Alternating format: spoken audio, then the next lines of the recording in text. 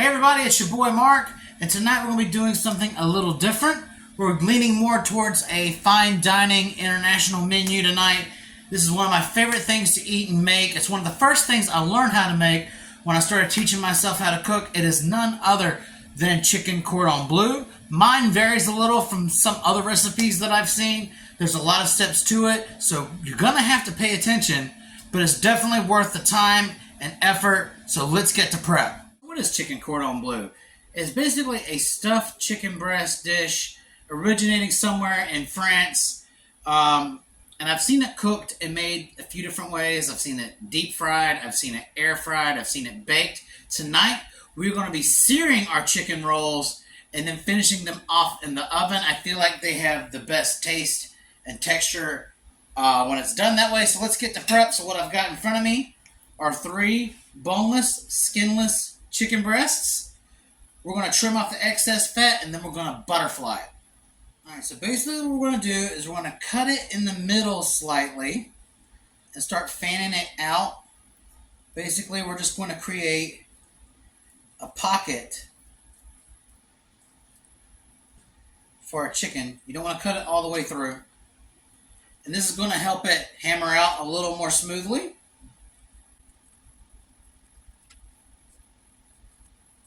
You're not trying to cut it in half, you're just trying to lay it out basically. Make it one big piece so that way it tenderizes more evenly and rolls easily. Alright, you guys know what this is. It's a meat mallet, so you know what's coming next. Viewer discretion advised. We about to go to Pound Town and let's beat our meat.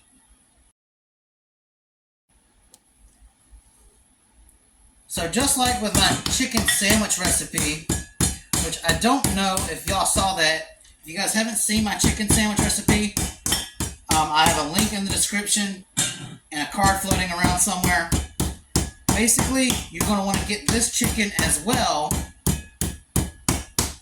to about 1/4 of an inch thickness. Whoops. Let me get that on the way. Make sure not to rip your protein, so I'm not using a whole lot of force here. Optionally, you can use plastic wrap. Again, I don't find that to be super necessary. So repeat this for all of your chicken breasts.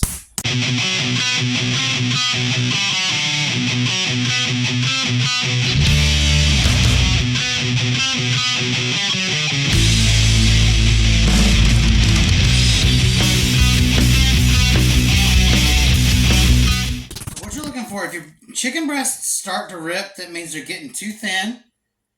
So what you want is basically like a sheet of chicken.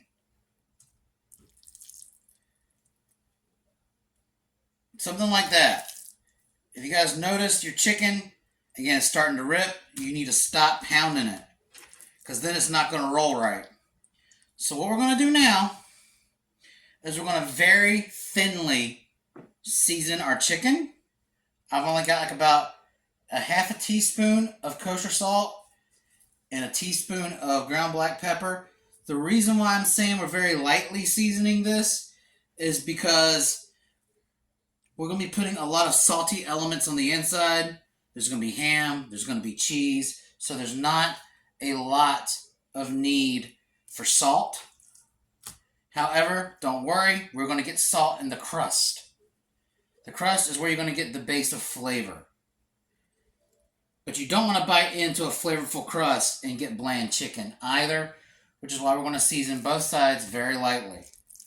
So, flip your chicken guys around to the insides. And we want to start making our roulade, or rolled chicken. Alright, so now that we've got our chickens, our sheets of chicken rather, seasoned up, we're going to try to span the inside with ham. What I'm using today is Black Forest ham. You can use whatever ham you like. That's another reason why I'm going easy on salt. This particular Black Forest ham is really salty, so you don't want to have like an eye blistering, mouth blistering salt experience. And this is taking about 2 pieces of ham per chicken breast. This will vary depending on the size of your chicken breasts. Each one's going to be different. Yours may only take 1, and that's fine. Don't overload it because then it's not going to cook properly. So what I've got here is sliced Swiss cheese. I've cut the slices in half to make sure I have enough cheese throughout the entire piece of chicken. We're not going to want any kind of bald spots. You can prepare your chicken however you like. If you don't have Swiss, you can substitute with Gruyere or Gruyere, however you want to say it. Swiss, however, is, typically the traditional choice. All right, now we're going to bring out these guys, which are just some regular toothpicks. You can choose to roll it up in plastic wrap and then chill it. I'm not doing that tonight since it's a busy weeknight, so I'm just going to go ahead and roll this, and we're going to just secure it. Actually, I'm showing you guys how to roll it the wrong way. You flap your sides over like so, and then you roll your chicken shut. All right? And then you secure with toothpicks. How many ever you need. Always better to have more toothpicks than less.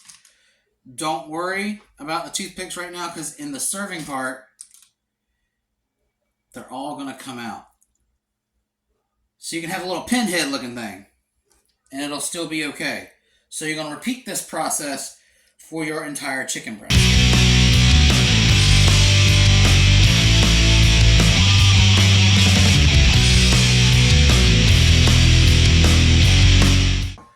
Alright, now that you've got your chicken guys rolled up, they should look something like this. It's okay if they look like Pinhead from the horror movies. Now we're going to get to breading. What I have here is just 2 cups of regular plain panko. And this is what we're going to be seasoning our breadcrumbs with. It is 1 tablespoon kosher salt, 1 tablespoon ground black pepper, 1.5 tablespoons of herbs de Provence. And if you haven't checked that out, I have it in my video for my herb-crusted pork loin. This is an amazing French seasoning, and that is the base of flavor for your chicken cordon bleu. So 1.5 tablespoons. If you don't have herbs de Provence, you really do need it. Otherwise, it's not going to have that authentic French taste. I really don't know what to substitute that with. I would just say go out and get it. 2 teaspoons of garlic powder and 2 teaspoons of onion powder. We're going to toss that right in.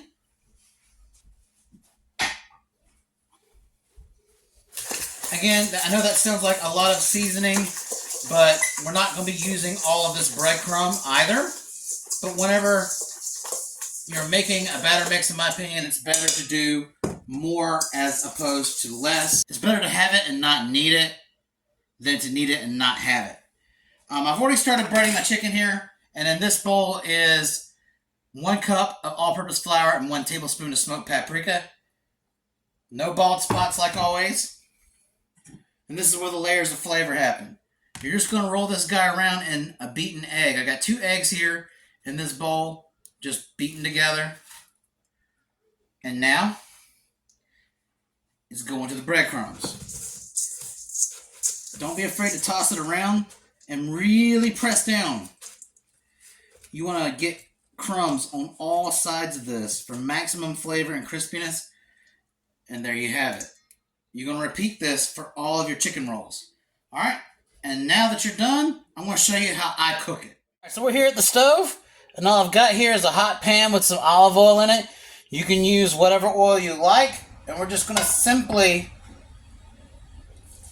drop our chicken rolls in. Now, the goal here is not to cook them fully. We're just going to brown them on all sides, including the ends, to get a good sear, to get good flavor, and to seal in that cheese to make sure it doesn't run out. And then we're going to pop it in the oven. Now my side for tonight is none other than my creamy, herby, garlic mashed potatoes. If you guys haven't seen the recipe for that, that's also in the pork tenderloin video, which is actually the pilot for this channel. Again, the link is in the description. All right, so we're going to let that roll for a couple minutes. We're going to check it to make sure it's got a good crusty sear on it. And then as soon as we get that one side sear, we're going to roll it over until we get all sides done.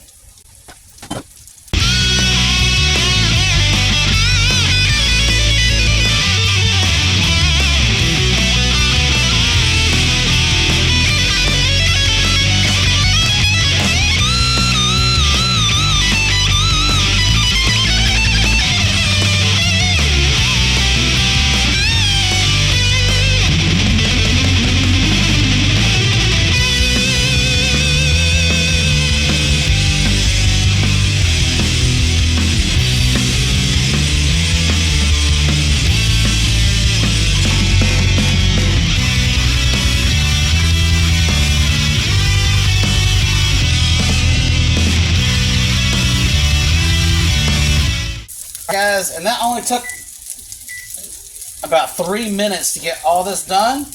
Now we're going to toss it in the oven on 350 for about 30 minutes, and now we can get to work on our side.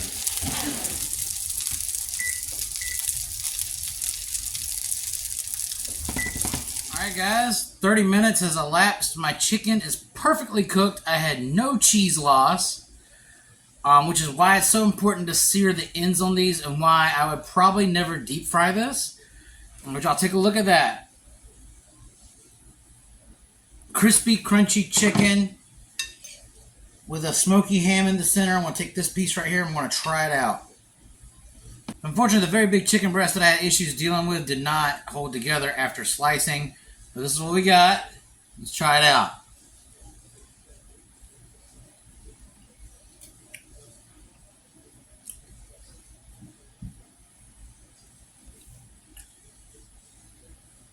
It's cheesy, it's savory, it's herby. Now, optionally, I guess you guys might be asking, where is the sauce? Because traditionally, a Cordon Bleu is served with either like a creamy honey mustard sauce or a bechamel sauce with a Parmesan base. This chicken is so crispy and so flavorful, I don't feel like it needs a sauce. So I've never actually made it. Now, if you guys want to look up a recipe for bechamel or a creamy honey mustard sauce, you guys go for it because that would complement this very well. But the chicken is juicy, it's moist, it has a lot of meaty goodness in it from the ham. Everything holds together. Those herbs de Provence, you absolutely cannot substitute that out for anything else. Otherwise, you will not have the traditional French flavor. Guys, that's it. I'm your boy Mark. I'll see you guys again next week. And thanks for joining me on this very different culinary expedition. There's going to be more stuff like this, so please like, share, and subscribe for more content. Appreciate you guys. Mad Chef is out.